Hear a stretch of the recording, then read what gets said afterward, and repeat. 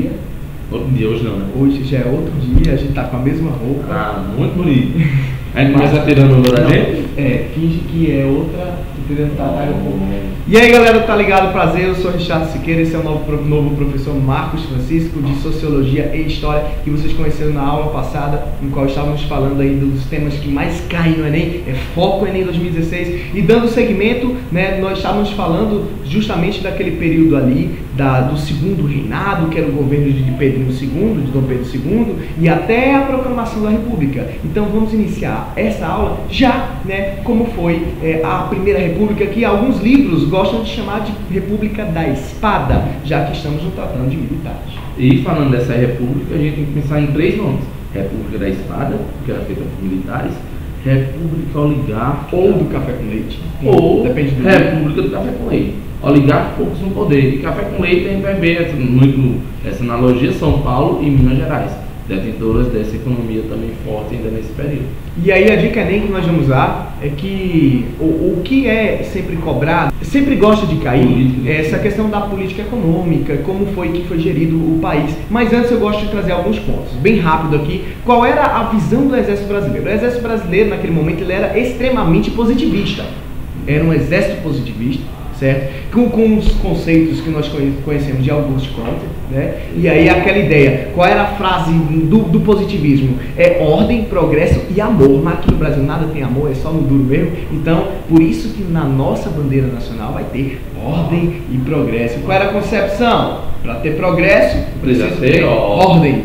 E aí vocês vão ver que antes disso, eu estou falando da bandeira, da segunda bandeira republicana. Mas poucas pessoas sabem, mas eu vou até colocar, vocês vão ver aqui na tela agora. Essa era a bandeira do país. E aí você observa, pô, parece o quê? A dos Estados Unidos da América. Até porque o primeiro nome do Brasil se chama Estados Unidos Brasileiro. Isso, porque o Brasil tinha uma inveja, um recalque absurdo dos Estados Unidos, que foi a independência dos 3 estados, e eles achavam lindo aquele negócio do federalismo que tinha nos Estados Unidos, os estados autônomos com suas leis. Por um momento eu me senti americano, ó, velho, poxa. E que sonho, hein? Eu sou altamente capitalista, me senti americanizado agora, massa, show. E aí a gente vê aquela situação. O Brasil está vivendo também outro problema que a gente vai analisar sempre nessa conjuntura: o índice de analfabetismo altíssimo nessa época. Nós somos um Brasil ainda, por mais que republicano, república quer dizer do povo, o povo é analfabeto. O povo não tem instrução, o povo não tem condição intelectual para andar com o progresso político que está tendo. Vamos lá, característico, o voto é direto, beleza, mas ele não é um voto secreto. Isso vai trazer o que vamos conhecer agora, que é o voto de cabresto, é o curral eleitoral. Ou seja, você vai ter que obedecer os coronéis. E aí eu já quero trazer um elo. Quem são os coronéis? Lembra de Dom Pedro II? Dom Pedro II era tão bundão que ele tinha medo do seu próprio exército. Olha só, ele era imperador do Brasil e o exército era brasileiro. E ele tinha medo do exército dele. E aí ele cria um negócio chamado Guarda Nacional para proteger ele do próprio exército. E aí Dom Pedro II, ele vai dar um poder para esses caras. Os caras que já tinham uma economia boa, era amigo ali da corte. Depois que acaba o poderio dele, esses caras vão se tornar coronéis.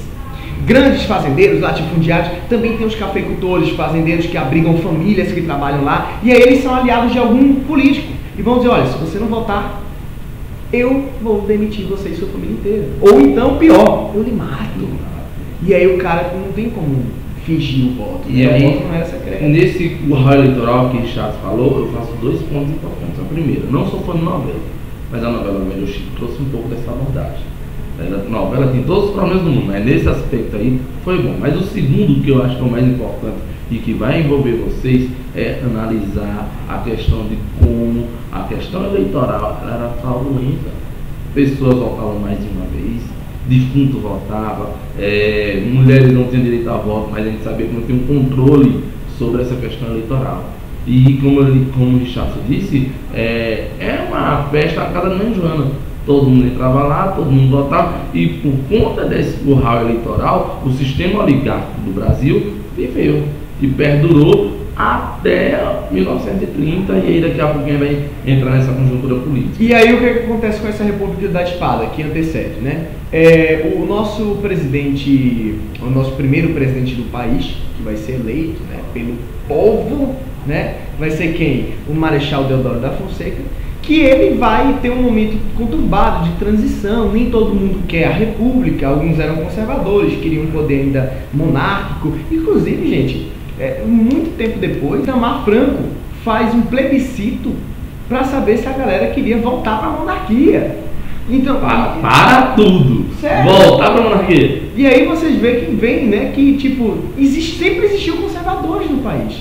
Não é, e ainda mais, nesse momento de transição, aí é que tem mesmo. Então ele já tem um período de inconstância no país, certo? E aí vocês vão ver que ele vai tentar fazer algumas medidas, principalmente fortalecer, como ele é positivista e ele é militar. Qual é o militar que não gosta de poder? E vai ter as três divisões, a divisão, né, do Estado dividido em três parcelas que bem definidas nós conhecemos desde o Iluminismo, de Montesquieu, no livro Espírito das Leis. O Executivo, o Judiciário e o Legislativo. Só que o moderador morreu aí na República, né? Mas o que é interessante é que ele, como um bom militar, ele vai achar que isso é pouco. E ele vai querer fazer o fortalecimento do poder executivo. Para isso ele vai tentar barrar o poder legislativo. Fazer a derrubada, né? Fechar o Congresso, ou o Congresso, o legislativo. Ele vai tentar fechar o Congresso. E isso vai ter um enfraquecimento enorme no seu governo. E dentro da economia ele fez a política do encilhamento, que vai ser uma tentativa de emissão de empréstimos para influenciar a industrialização do país. E aí ele começa a liberar empréstimos sem medidas, sem saber se o cara tem condição de pagar. E aí vai gerar uma crise financeira no país, ele vai ter que renunciar, e aí vem o seu vice. Quem era seu vice? Outro militar, por isso que nós chamamos que ainda da República da Espada, que era o Floriano Peixoto. Floriano Peixoto pega a mesma inconstância, sofre também críticas, vai pegar um período conturbado, toma até ameaça de tiro, desvia das balas igual Matrix, mas termina o seu governo.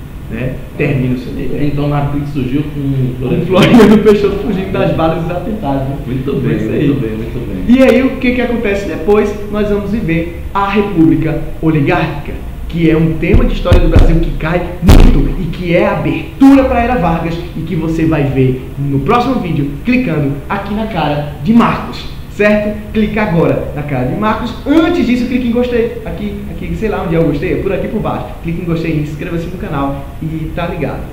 É isso aí.